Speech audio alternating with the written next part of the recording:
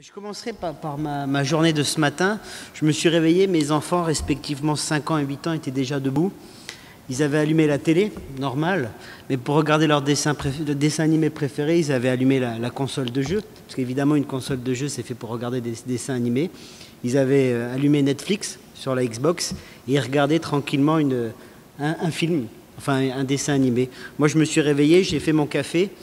Et j'ai pris mon téléphone et naturellement, j'ai regardé un match de foot. C'était Nice-Ajax, pour ceux qui suivent la Champions League.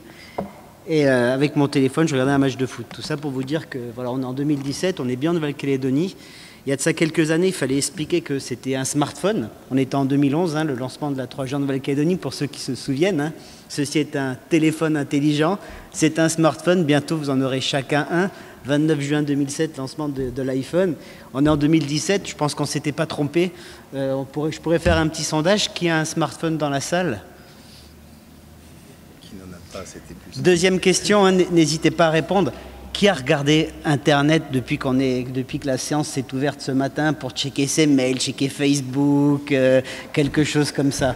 Voici encore quelque chose qui est nouveau. Voilà pourquoi le numérique, il est partout. Et voilà pourquoi l'OPT, l'Office des postes et des télécommunications, a évolué sur ces dernières années. Donc, que dire? L'OPT, c'est un EPIC, établissement public, industriel et commercial, créé en 1958, transféré à la Nouvelle-Calédonie en 2003, qui dispose d'un monopole sur la distribution du courrier et du colis, qui dispose d'un monopole sur les services de télécommunication. Je reprendrai les mots d'Idriss: ridicule, dangereux, évident.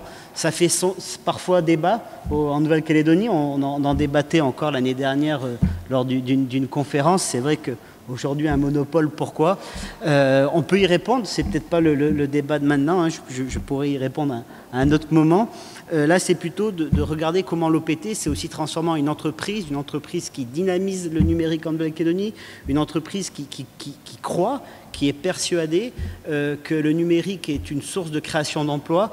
On a des connaissances en Nouvelle-Calédonie, on a des acteurs, on n'est pas le seul à l'OPT à activer le numérique. Atem a parlé du cluster, on est nous-mêmes adhérents au cluster, pour dire qu'il est très open.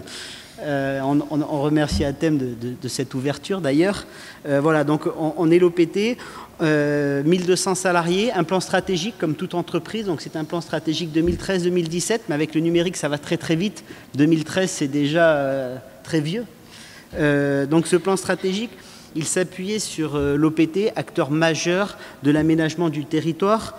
Donc pourquoi aujourd'hui, j'ai plus besoin de l'expliquer, pourquoi on a besoin du numérique dans l'économie. Une entreprise doit être connectée 24 heures sur 24, c'est un nouveau canal de distribution.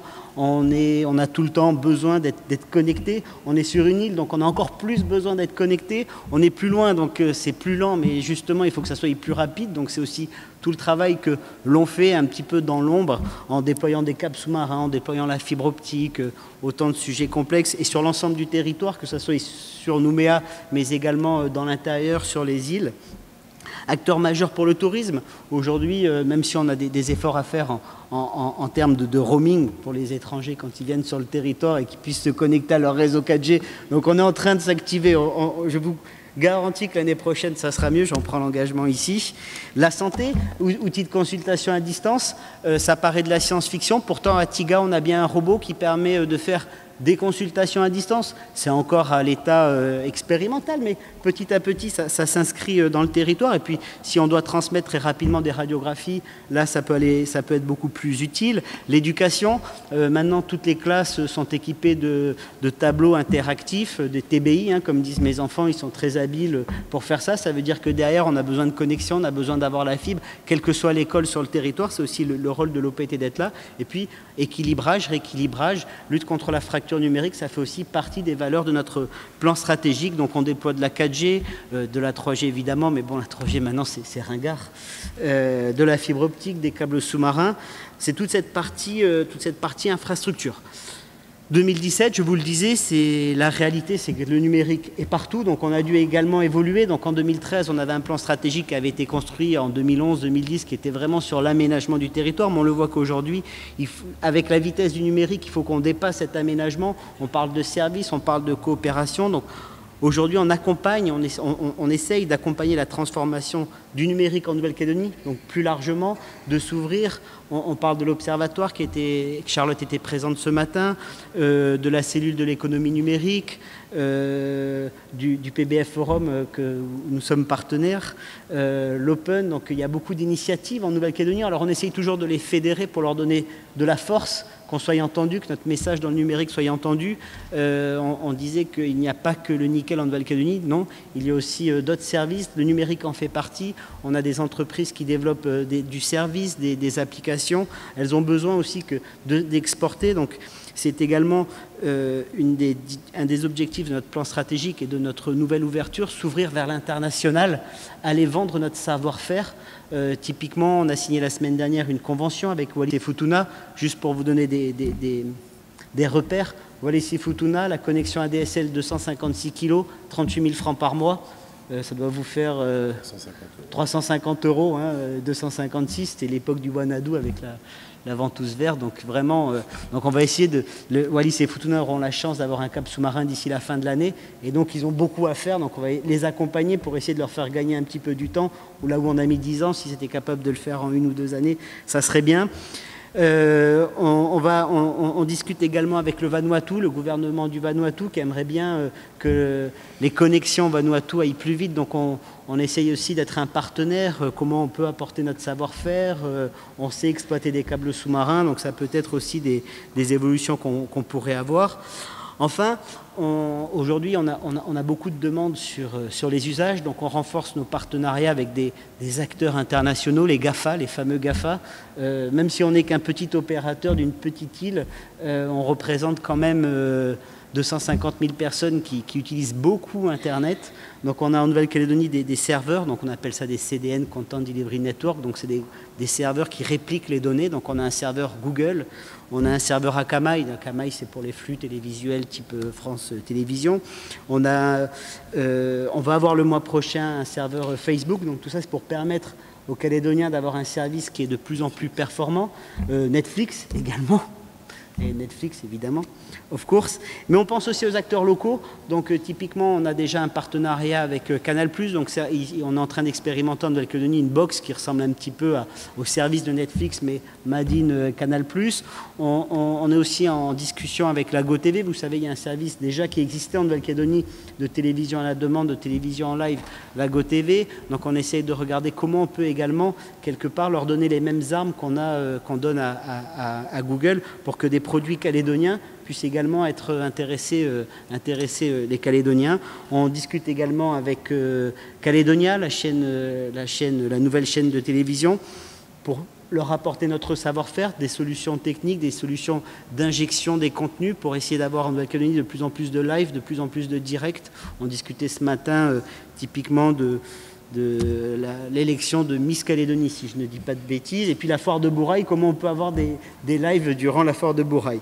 Et puis enfin, on s'ouvre vers un écosystème, vers les entreprises, vers la transformation numérique des entreprises, et pour ça, je vais laisser la parole à Philippe Maillet, directeur général adjoint en charge de la performance économique à l'OPT. Merci Auxence. En fait, Auxence, lui, dépense l'argent. Moi, j'essaie de le gagner pour pouvoir lui donner des sous. Donc, on est obligé pour le redépenser. Voilà, et pour le redépenser. Je vais être assez synthétique. Je vais rebondir sur 2 mots qui ont servi de base à l'intervention d'Auxence. C'est ouverture et transformation numérique. Sur l'ouverture, en fait, on est un EPIC, donc on est à la fois une entreprise, nous sommes une entreprise industrielle et commerciale avec une vraie mission de service public en parallèle. Donc on a, comme toute entreprise, ce qu'on appelle des stakeholders. Et ils sont de nature, et leurs attentes sont de nature très différentes, entre des institutionnels, le monde de l'enseignement, les politiques, qui régulent à travers notre conseil d'administration la politique de l'OPT, mais également des clients, entreprises ou particuliers que vous êtes pour la plupart.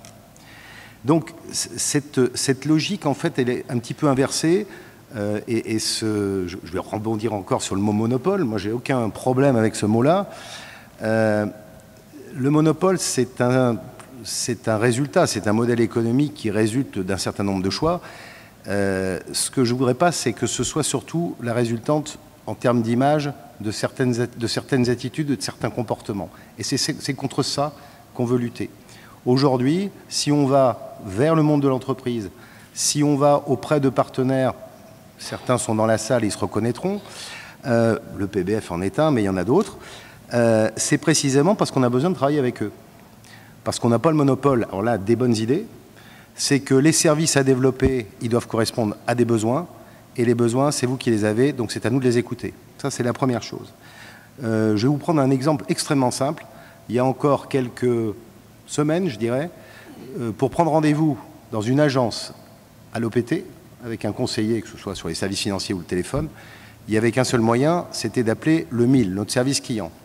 On a développé de manière, on va dire, en quick and dirty, une appli de rendez-vous en ligne. J'ai eu les chiffres avant-hier, 3000 demandes de rendez-vous en ligne à travers cette nouvelle application. Ce qui correspond donc bien à un besoin. C'est vraiment une petite illustration, mais c'est ce vers quoi il faut aller. Le deuxième sujet, c'est la transformation numérique. Et je pense qu'à travers ce qu'a donné comme exemple Auxence, que ce soit le déploiement de la fibre, de la 4G, etc., on est un acteur sur ce sujet-là. Il faut aller encore au-delà, et c'est la suite de la transformation numérique, c'est la transformation digitale de l'entreprise. Aujourd'hui, quand on voit de la population qui est très jeune en Calédonie, on ne fera plus, et les consommateurs, hein, on ne dit plus le mot usager, on parle de clients à l'OPT, les clients de demain, ils ont entre 15 et 20 ans aujourd'hui. On ne les fera plus aller dans une agence pour acheter un timbre, pour souscrire un abonnement téléphonique. C'est terminé. Cette époque est révolue. Ils sont connectés au même titre que tous les autres pays, je dirais, industrialisés, développés. On a les données là-dessus. On a exactement les mêmes. Donc, cette transformation digitale, hein, cette stratégie qu'il faut mettre en œuvre, c'est une stratégie de relation client. Derrière, il y a des gisements très importants. On a parlé de potentiellement les données que nous gérons au niveau de l'OPT, c'est potentiellement un data lake qu'il va falloir creuser. On peut aller vers des logiques d'open data. Nous possédons ces données, il faut qu'elles soient de bonne qualité, il faut qu'on les mette à disposition. Et ça, c'est tout l'intérêt aussi d'avoir un établissement public. Mais également, nous voulons travailler différemment. Nous allons expérimenter dans les 3 mois qui viennent des choses qui sont assez nouvelles à l'OPT. C'est du crowdsourcing, par exemple, c'est-à-dire l'interaction en temps réel avec nos clients sur à la fois leur soumettre et leur faire tester un certain nombre de concepts d'offres, mais également avoir leur retour et leurs suggestions sur des choses qui n'existent pas encore. Ce qui veut dire que l'enjeu, si on veut transformer une entreprise dans cette direction-là, l'enjeu est avant tout un enjeu interne. La transformation digitale, elle sera d'abord à l'interne. C'est un gros chantier et nous sommes, Auxence vous a parlé du plan qui est en train de se terminer, le plan stratégique. Nous sommes en train de construire le nouveau qui démarrera en probablement 2019. Dans un an, il sera écrit et je fais le pari que l'expérience client, au sens très large du terme, sera un des piliers du plan. Voilà, je vous remercie.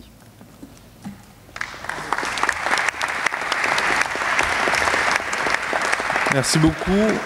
Y a-t-il des questions? Oui, à thème. Merci. Juste une interpellation pour l'OPT, mais également les administrations locales. Il y a, vous commandez ou vous réalisez, vous concevez des logiciels, que ce soit à l'OPT ou ailleurs, hein, et il y a une commande qui est assez conséquente, dans laquelle il y a de l'innovation également. Et c'est des logiciels qui, à mon avis, devraient être un peu ouverts aussi aux entreprises locales, une sorte d'open source local, hein, à minima, pour qu'on puisse, nous, se développer et travailler sur ces logiciels, que ce soit en faire bénéficier d'autres administrations locales ou aller exporter, quoi. On a plein d'exemples. Dès qu'on commence à grappiller un petit peu, on en trouve plein de logiciels, plein de développements qui sont faits.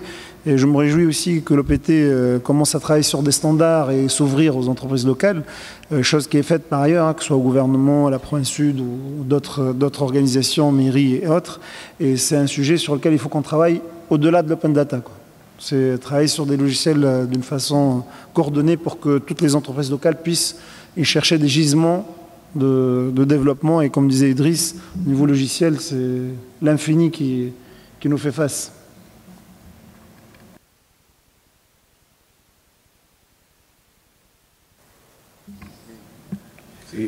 Une réponse, juste pour dire que c'est tout à fait une voie dans laquelle on s'inscrit et on est tout à fait favorable. D'ailleurs, l'OPT est également partenaire, je ne l'ai pas dit, mais du BTS qui est en train de se créer, de la section multimédia à l'IUT, du MMI. Donc, il y a aussi toute une jeunesse qui doit se former sur des outils. Et si on arrive, décideurs, mais également sociétés privées, à donner le cap et à faire en sorte que la main-d'œuvre, la jeune main-d'œuvre soit qualifiée sur ces nouveaux outils, ça sera que mieux et que plus bénéfique pour la Nouvelle-Calédonie.